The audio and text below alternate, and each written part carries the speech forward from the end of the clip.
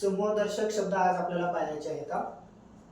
आंब्याच्या झाडाची राई, उंटांचा लमाण्याचा तांडा, उतारांची झुंड किंवा झुंबड, उपकरणांचा संच, कडव्याची पेंडी, करवंदांची जाळी, काजूंची माशांची गाथर, किल्ल्यांचा जुडगा,